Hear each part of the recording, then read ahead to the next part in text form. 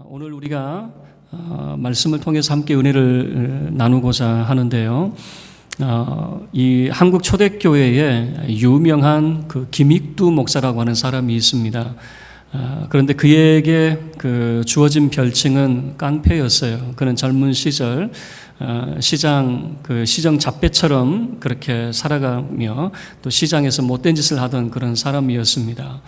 그러다가 그가 예수 믿고 회심한 이후에 부고장을 돌렸어요. 김익두는 죽었다.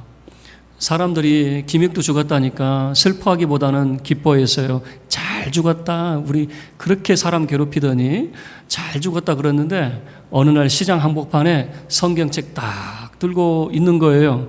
죽었다는 사람이 이게 시장 한복판에 있잖아요. 이게 무슨 말이냐.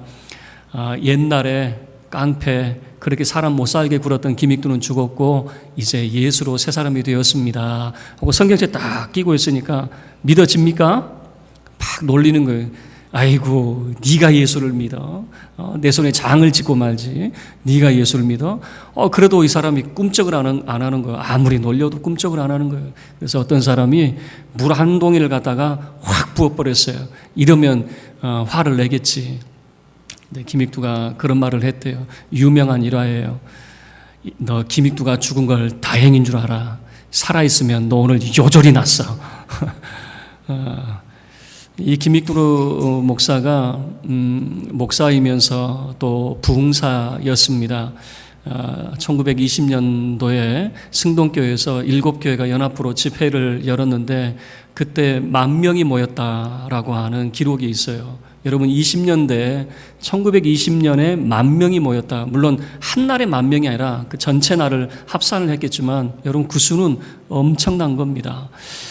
부흥사로서 또 순교자로서의 삶을 살았어요. 6.25 동란 때는 새벽기도 드리고 있는데 공산군이 들어와서 이 피사를 당한, 그래서 그는 깡패요, 목사요, 부흥사요, 순교자요. 어떤 사람을 표현할 때는 그의 인생을 다 감안하고 그렇게 표현을 하죠.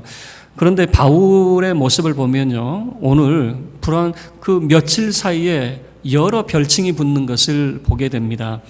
바울을 향해서 죄수, 그리고 살인자, 마지막으로는 신이라고 하는 이런 극단적인 표현들이 바울에게 이제 붙게 되는데 한번 말씀을 통해서 우리가 함께 살펴보도록 하겠습니다. 첫 번째, 죄수 바울이라고 하는 겁니다. 바울을 향해서 죄수라고 말하는데요. 여러분 지금 이 배를 타고 로마로 가는 과정 가운데 풍랑을 만나고 2주 동안 바다에 표류를 하게 되었습니다. 그들은 이제 이 죽음의 공포 가운데 있으면서 2주 동안 음식도 못 먹었던 것 같아요. 얼마나 힘들었던지 음식도 먹지 못하고 그렇게 힘든 시간들을 보내고 있었어요. 그런데 바울은 그들에게 예언을 했죠. 여러분 안심하십시오.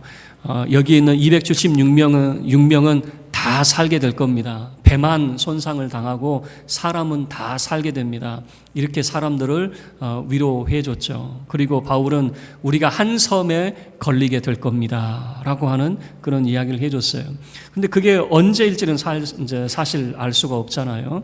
근데 2주 동안 배가 표류를 하다가 한 자정쯤 되어서 한밤이 되었죠. 선원들이 이제 직감적으로 느끼게 되는 겁니다. 좀 뭔가 이제는 육지에 다가가고 있다라고 하는 것을 이제 오랜 그런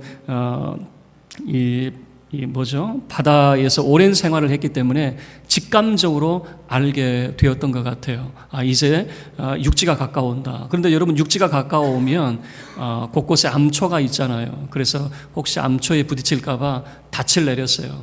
닻을 내려서 그 암초에 걸리지 않도록 그렇게 하고 있었어요. 그러다가 선원들이 이제 결정을 하는 거는 이렇게 하다가는 모두 죽게 생겼어요. 혹시 모르잖아요. 암초에 걸리면 배가 파손이 되고 다 죽게 생겼잖아요. 그래서 선원들이 아직 어두울 때에 닻을 내리는 척 하면서 거룻배를 내렸어요. 거룻배는 큰 배에는 다 작은 배들이 있잖아요. 작은 배들이 이게 구명보트 같은 작은 배들이 있는데 거룻배를 내려서 선원들이 주랭랑을 치려고 하는 거예요. 여러분, 이 세월호가 이제 세월호의 그 선원들이 비난을 받는 이유는 뭐냐면, 먼저 그 배 안에 있는 사람들 대피를 시키고 선원들이 구조 활동을 해야 되는데, 선원들 먼저 도망갔다고 해야 되나요? 구조 활동을 하지 않고 선원들이 먼저 빠져나갔기 때문에 비난을 받게 되는 거잖아요. 꼭 그런 모습인 거예요. 선원들이 얼마나 그 죽음에 대한 두려움이 있었든지 자기들 살려고 거룻배를 몰래 내리고 있었어요. 그런데 이 모습을 바울이 봤나 봐요. 그래서 바울이 군인들과 백부장에게 이야기합니다. 여러분, 선원들이 도망가면 우리 이 배에 있는 사람 다 죽습니다. 저 선원들 도망 못 가게 해야 됩니다. 그래서 군인들이 거룻배의 밧줄을 딱 끊어버렸어요. 그러니까 선원들은 지금 바다에 배 내려놓고 타고 도망가려고 하는데 줄을 딱 끊어가지고 배를 타지 못하게 만드는 거죠. 그리고 날이 이제 새어가고 있었습니다. 날이 새어갈 때 바울이 이렇게 이야기합니다. 여러분, 우리가 2주 동안 아무것도 먹지 못하고 굶주렸는데 여러분, 우리는 다 살게 될 겁니다. 그러니 우리 음식을 차려 먹읍시다. 이렇게 사람들에게 권면을 해줘요. 그리고 그 사람들이 정말 맛있게 아침 식사를 합니다. 그리고 남은 남은 양식을 바다에 다 버려요. 왜냐하면 배를 더 가볍게 해야 되기 때문에 그래요. 배를 가볍게 하고 이제 해안이 어느 정도 보입니다. 이제 날이 새서 보니까 이제 육지가 보인단 말이에요. 그래서 육지로 가려고 하니까 배를 더 가볍게 해야 돼요. 그래서 닻을 다 끊어버렸어요. 닷도 다 끊어버리고 이제 돛을 매달아 가지고 바람에 의지해서 이제 해안 쪽으로 더 가려고 그렇게 했어요. 그런데 이게 사람의 계획대로만 되면은 얼마나 좋겠습니까? 한참을 가다 보니까 아마 두 물이 이렇게 부딪히는 그런 지역이었나 봐요. 배 앞머리가 부딪히는 이렇게 딱 멈춰 서버린 거예요. 배는 딱 고정이 돼버렸어요. 그런데 그 배 뒤편에 큰 그런 파도에 의해서 그 물결에 의해서 그 뒤편이 깨져가기 시작하는 겁니다. 그러니까 배는 점점 침몰해 가는 그런 상황인 거죠. 그러다 보니까 배 안에는 막 지금 이 혼란스럽게 되겠죠. 배 안에 있는 죄수들이 도망을 치려고 하고 있어요. 그래서 군인들이 백부장에게 총 책임자에게 이렇게 요청을 합니다. 죄수들을 다 죽입시다. 그게 좋을 것 같습니다. 그렇게 말한 이유는 뭐냐면 죄수가 만약에 도망을 치면 그 죄수의 목숨을 군인들이 감당을 해야 돼요. 다시 이야기하면 죄수가 한 명이라도 도망을 가면 군인은 죽게 되어 있어요. 그러니 군인의 입장에서 여러분 어떻게 그들이 결정을 하겠습니까? 자기 살려면 누구를 죽여야 돼요? 죄수 죽여야 돼요. 못 도망가게. 그런데 죄수를 죽이려고 하다 보니까 그 죄수 중에는 누가 있습니까? 바울이 있잖아요. 백부장이 바울을 무척 아꼈거든요. 그러면 안 되겠다. 죄수를 죽이지 말아라. 군인들이 먼저 헤엄쳐서 육지에 가 있어라. 먼저 너희들이 육지에 가 있고, 그리고 나머지가 배 물건을 의지해서 이렇게 육지로 가게 되면 너희들이 거기서 다 지키고 있으면 되지 않겠느냐. 그렇게 해서 이제 276명의 그 배 안에 있는 모든 사람들이 다 구조를 받게 됩니다. 여러분, 하마터면 바울도 죽을 뻔했어요. 그러니까 그 위경 가운데 참 상황이 막 그렇게 몰아가는 거죠. 죄수를 죽입시다. 죽일 수밖에 없는 그런 상황들로 자꾸만 몰아가게 되는 거죠. 여러분, 바울의 입장에서는요, 죽음의 고비를 계속 넘어가고 있었어요. 그 풍랑의 고비가 있었죠. 선원들 많이 도망갔으면 또 죽었어요. 그리고 군인들이 죽이자 했을 때 백부장이 그래라 했으면 또 죽었을 거예요. 죽음의 고비를 여러 차례 넘기게 되었습니다. 바울은 죄수였죠. 그 두 번째는 살인자 바울에 대한 이야기입니다. 그들이 구조된 다음에 그 육지가 어딘가 봤더니 멜리데라고 하는 섬이었습니다. 이 멜리데라고 하는 것은 오늘날 몰타라고 하는 그런 섬인데요. 멜리데라고 이름을 지어진 이유는 뭐냐면 그 벌꿀이 많이 나나 봐요. 벌꿀이 많이 나서 멜리데라고 하는 이름이 주어져 있습니다. 그들이 이제 그 섬에서 이제 구조를 받게 되었죠. 겨우 목숨을 살게 되었죠. 그런데 그날따라 비가 오고 날씨가 추웠어요. 그러니까 사람들이 추위에 부들부들 떨고 있으니까 그 섬의 원주민들이, 그 사람들이 참 불쌍해 보였나 봐요. 정말 이 바다에서, 그 위험한 바다에서 겨우 목숨을 구한 그 사람들에게 특별한 동정을 베풉니다. 바다에서는 구원을 받았지만은 추위에 덜덜덜 떨고 있는 그 사람들을 위해서 불을 피워줍니다. 불을 이제 피워주고 나뭇가지 같은 것을 이제 제공을 해줬을 거예요. 불을 이제 피웠는데 뭐 불이 한번 피워놓으면 계속해서 활발 탑니까? 이제 불이 꺼져가기도 하겠죠. 그래서 바울이 나뭇가지 한 움큼을 가져다가 불을 더 피우려고 그 불에 이제 나뭇가지를 집어넣는 상황이었어요. 그런데 그 나뭇가지에 독사가 끼어 있었나 봐요. 여러분, 사람 몸에 해로운 것은 눈에 잘 보이거든요. 그런데 희한하게 안 보일 때는 진짜 안 보이는 거죠. 독사가 나뭇가지 색깔하고 비슷했던지 아니면 어디에 숨어 있었는지는 모르겠지만은, 그럼 독사가 사람 눈에 보일 것 같잖아요. 그런데 안 보였나 봐요. 바울의 눈에는 그게 안 보였나 보죠. 한 움큼을 불에 넣었는데 웬걸요, 이 불에 뜨거우니까 독사가 바울의 손을 확 물어버린 겁니다. 이제 물었을 때 이 손에 또아리를 틀고 있었던 건지 아니면 매달려 있었는지는 모르겠지만은 바울의 팔을 꽉 물고 있는 거예요. 여러분, 뱀에게 물려보셨어요? 뱀에게 물려보신 분들은 알겠죠? 뱀이 물면 어떻게 됩니까? 확 물고 놔줘요? 아니면 확 물고 가만히 있어요? 물려봤어야. 이거는 물려보라는 소리는 아니에요. 뱀의 특성은 물고 놔주는 게 아니죠. 물면 그대로 버텨버리는 거죠. 확 물고 있는 거죠. 그곳에 있는 원주민들이 볼 때, 야, 바울, 저 사람은 도대체 얼마나 죄가 많길래, 얼마나 큰 죄를 지었길래, 저 풍랑, 저 큰 바다에서 겨우 목숨을 구했는데, 공의가 저 사람을 살려두지 않네. 저 사람이 얼마나 죄가 많았으면, 얼마나 큰 죄를 지었으면, 독사가 저 사람을 죽이겠어? 그러니까 살인자라고 하는 표현을 쓰는 겁니다. 저 사람은 살인한 사람인가 봐. 이 사람들이 바울을 향해서 살인자라 여러분 지칭을 하는 거죠. 여러분, 우리 인생을 살펴보면요, 이런 독사에 물리고 또는 억울한 일을 당하는 거, 나쁜 사람이 독사에 물리면 어떻습니까? 그건 당연한 거잖아요. 진짜 나쁜 일 많이 한 사람이 독사에 물렸으면 쌤통이죠. 잘 됐다 그러죠. 그런데 독사에 물리는 거는 의로운 일을 행하는 사람, 올바른 사람, 착한 사람들이 어려움을 많이 당하는 거예요. 여러분, 바울과 같은 사람은 독사에 물리면 돼야 안 돼요? 우리가 생각하면 안 되잖아요. 여러분같이 정말 주를 위해서 헌신한 사람들은 독사에 물리면 돼야 안 돼요. 그런데 우리 인생을 보면 왜 그렇게 이거 피하면 또 다른 일이 벌어지고 이거 피하면 또 다른 일이 벌어지고 왜 그렇게 우리를 못 살게 구는 건지. 바울에게 있어서도 그렇게 목숨을 건져냈는데 이제는 살인자라고 하는 독사에 물린 그런 모습을 보여주고 있잖아요. 그러나 이제 세 번째, 바울을 향해서 신이라. 여러분, 마치 신이 된 사람이라고 우리가 말해볼 수가 있겠죠. 그래서 6절을 보면요, 바울을 신이다 그렇게 표현을 합니다.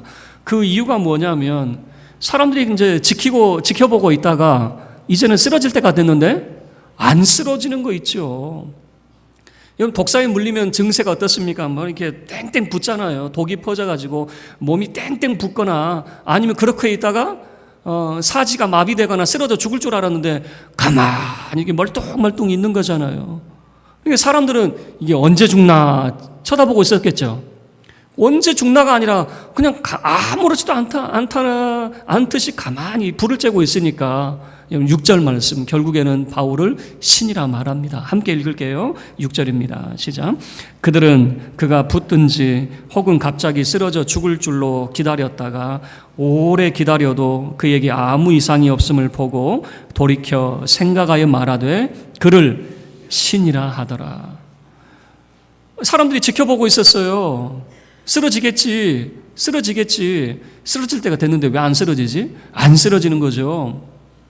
그러다가 바울을 신이라 불렀단 말이에요. 여러분, 독사에 물렸는데 안 죽으니까 신이라고 그랬을까요? 여러분, 성경 말씀을 다시 한번 들여다보면 중요한 내용 하나가 나와요. 돌이켜 생각하여 말하되 라고 하는 거예요. 돌이켜 생각해 보니까 달리 보이더라 그 말입니다. 바울을 지금까지 어떻게 봤냐면 바울은 죄수라고 생각을 했습니다. 바울을 살인자라고 생각했습니다. 그러나 이 독사 사건을 통해서 돌이켜 생각해 보니 바울이 달리 보이더라 그 말입니다. 무슨 말일까요? 그 이전부터 바울의 모습이 이제 생각이 나는 것 아니겠습니까? 그 주변에 있던 사람들이 수근수근 거렸겠죠. 맞아. 바울이 뭐라고 그랬지? 우리가 풍랑에 그렇게 죽을 위기 가운데 있을 때 바울이 우리 아무도 죽지 않는다고 그랬어. 배만 파손이 된다고 그랬어. 그런데 바울 말대로 돼 있네? 바울 말대로 배는 파손이 됐어요. 배는 파손이 됐지만 사람은 한 사람도 죽지 않았어요. 276명이 다 구조가 됐어요. 저 사람 말대로 됐었네? 그리고 독사에 물렸는데도 살아있는 이 바울을 바라보면서 이 뭐지? 이 사람 도대체 정체가 뭐지? 죄수인 줄 알았고 큰 죄를 지은 살인자인 줄 알았는데 그때서야 사람들이 바울을 바라볼 때 달리 보이기 시작하더라 그 말입니다. 배 안에서 있었던 그 일도 생각해보고 독사에 물린 이 일도 생각해보니 이 사람은 죄수나 살인자가 아니라 신이 아닐까? 여러분, 사람이 갑자기 이게 다르게 보이는 이제 그런 모습인 거예요. 제가 고등학교 때 그 영어 교사가 있었어요. 영어 교사가 있었는데 키도 짤딱만 하고 남자분이었어요. 눈은 시력은 얼마나 안 좋았는지 안경 두께가 있단만 하고, 그리고 그 옛날에는 그 검은 뿔테 있잖아요. 검은 뿔테를 딱 쓰고 그러니까 키도 작죠. 못생겼죠. 또 가르치는 건요 진짜 못 가르쳤어요. 우리 학생들이 저분 말하는 거 잘 못 알아듣겠더라고요.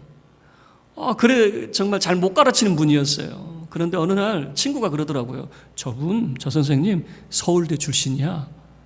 그러더라고요, 고등학교 때. 근데 그 다음부터 달리 보이는 거 있죠. 그 다음부터 뭔가 있네? 뭔가 실력 있지 않을까? 이렇게 이 사람이 갑자기 다르게 보이는 거 있죠. 그런 것 같아요. 바울을 바라볼 때 저 사람 죄수야. 독사에 물린 거 보니까 살인자야. 공의가 저 사람을 놔주지 않아. 그런데 멀쩡한 그 모습을 보고 다시 과거 일까지 다 생각해 보는 거죠. 다 생각해 보고 맞아, 배 안에서 저 사람이 했던 말 그 말대로 됐네. 저 사람 사람이 아니라 평범한 사람이 아닌가 봐. 혹시 신이 아닐까?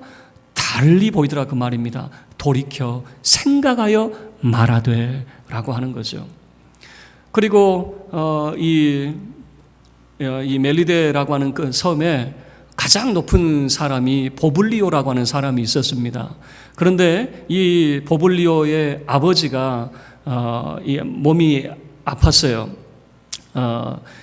이 열병과 이질로 괴로움을 당하고 있었어요. 그러니까 이 보블리오의 아버지가 온 몸에 열이 막 나고 또 뭐 설사도 막 쏟아지고 그래서 정말 극심한 고통 가운데 있었을 거예요.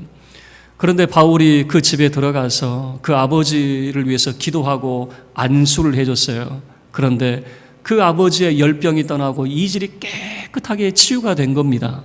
이 소문이 그 동네에 나서 그 섬에 있는 병자들이 바울에게 찾아왔죠.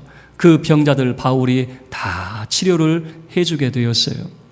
여러분, 그래서 바울은 신이라 불리어지는 그런 모습이었죠. 여러분, 말씀을 마치도록 하겠습니다.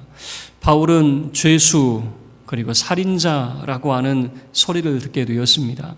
바울의 삶을 보면요, 죽음의 고비를 얼마나 그렇게 많이 넘겼는지, 어쩌면 바울은 진작에 죽을 목숨이었는지도 몰라요. 그런데 어떻게 겨우겨우 버티고 있는 그런 모습인 것 같아요.